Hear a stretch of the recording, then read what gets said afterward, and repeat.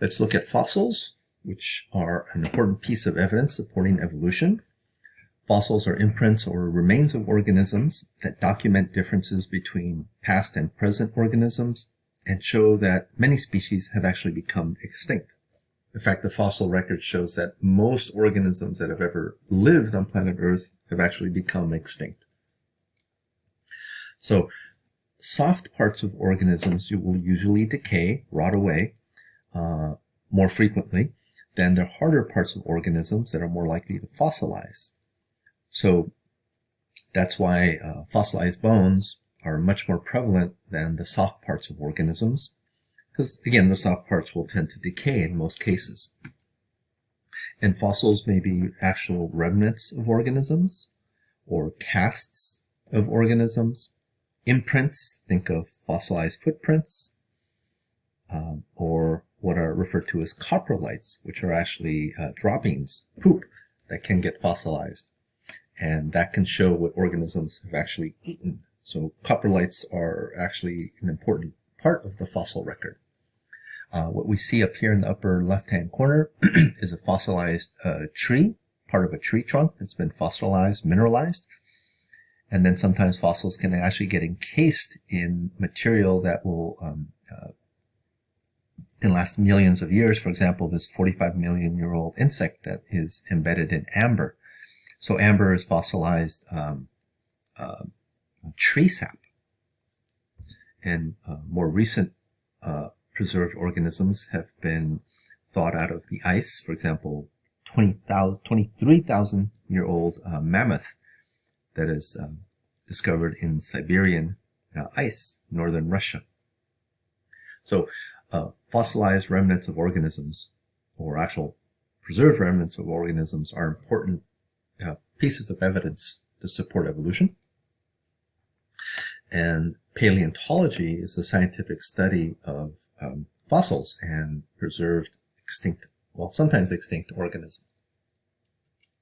So the fossil record is the order sequence of fossils in rock layers, which are often sedimentary, that marks the passage of geologic time.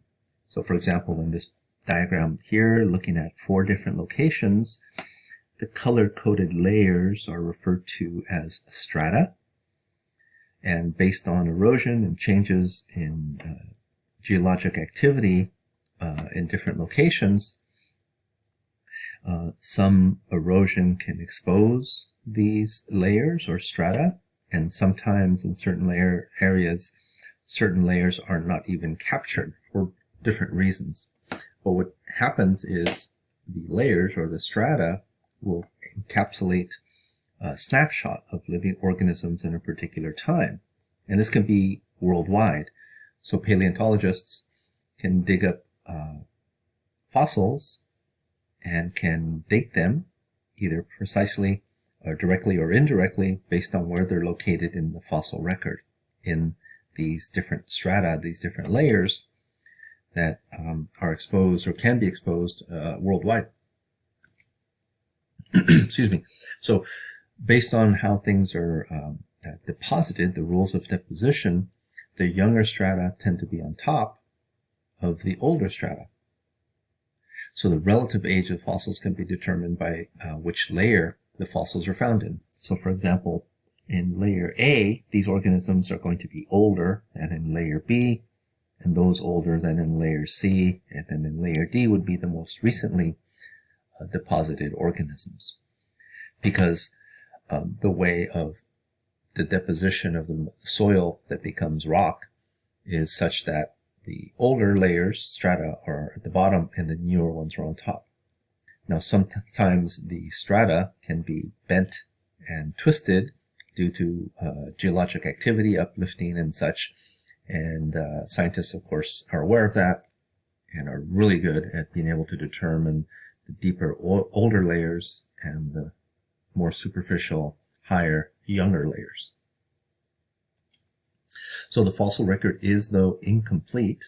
Some amazing fossils have been found, and many, many fossils are found, but it is incomplete because it's only a snapshot of what was alive in a particular place. Many organisms do not live in areas that favor fossilization. So not every living organism, when it dies, is in a particular area that will most likely lead to fossilization.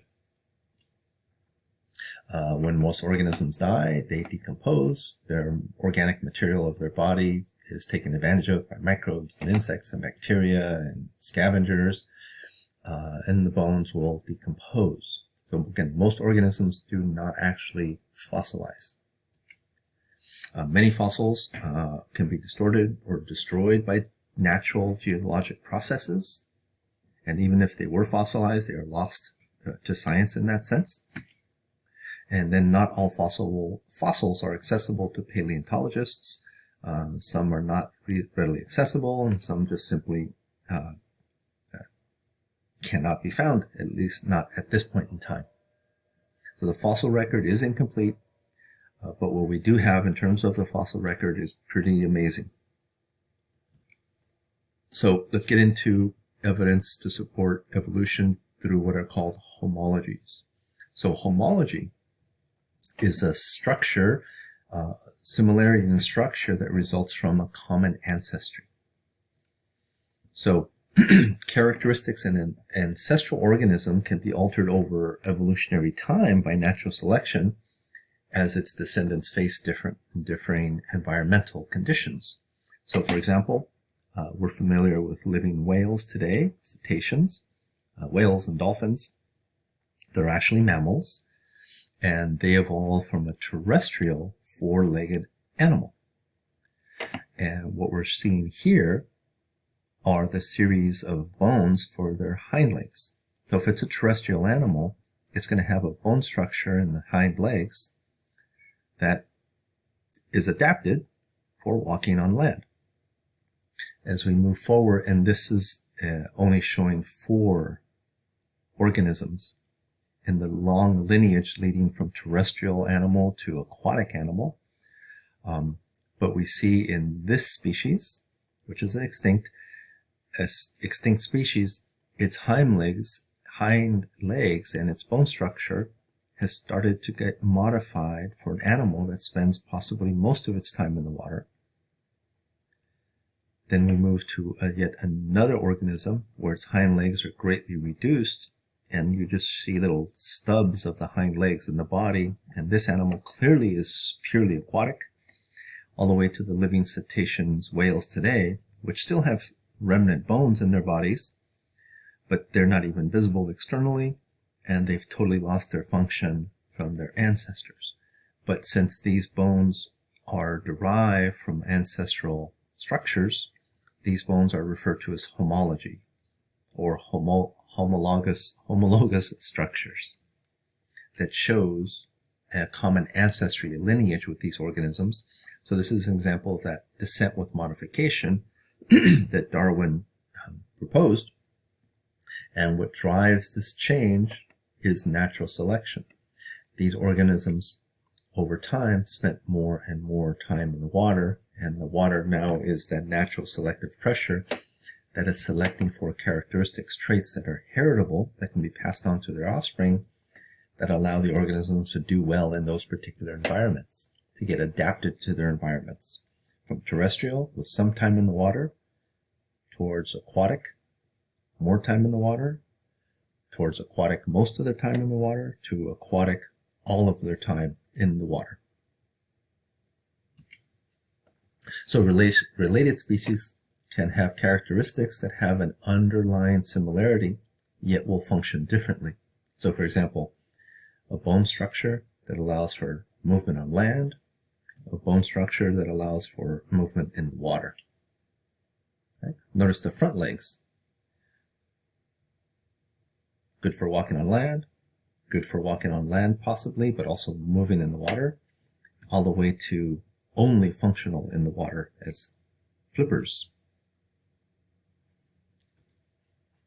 So anatomical similarities among different vertebrate forelimbs, organisms with backbones, is evidence of a common ancestry because these are homologous structures, or homologies.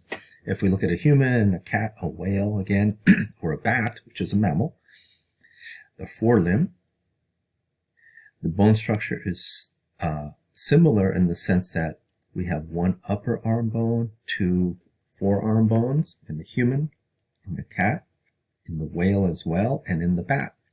The difference is that they're modified for the particular habitat they live in.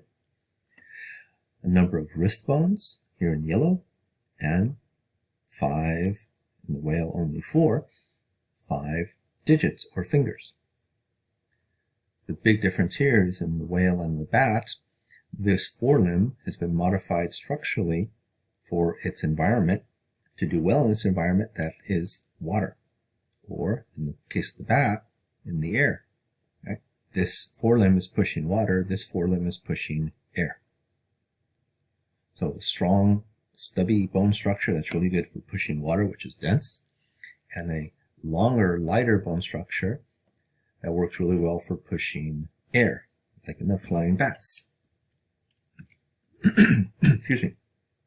So arms and forelegs, flippers, and wings of different mammals are variations of anatomical structures that are similar and found in an ancestral organism, and that became adapted to different functions. Grasping, walking, running, swimming, and in the case of the bat, flying.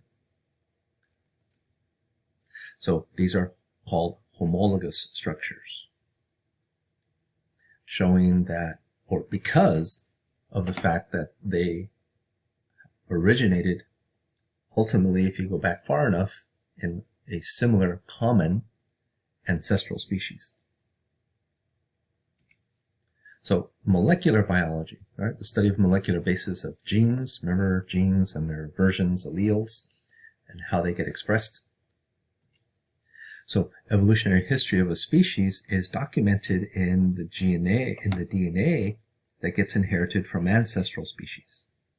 Remember the fact that DNA is found in in most living organisms, actually in all living organisms, and that it is the genetic inherited material that gets passed on from generation to generation. So if two species have homologous genes, right, meaning genes that were inherited from ancestors, with DNA sequences, right, nucleotide sequences that match closely, in other words, very few differences in their sequence of nucleotides in those genes, then the genes must have been inherited from a relatively recent common ancestor.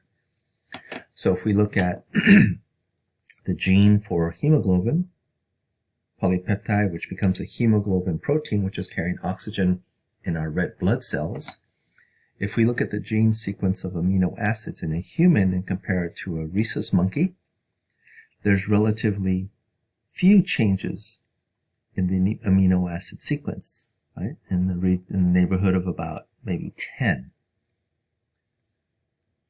Now, if we compare the gene sequence of two organisms that are distantly related, let's say a human and a frog, or a human and a lamprey, which is a type of fish, and we find that there are a higher number of differences in the base sequence of the genes, that indicates that the organisms are more distantly related, and that their last common ancestor is in much distant past.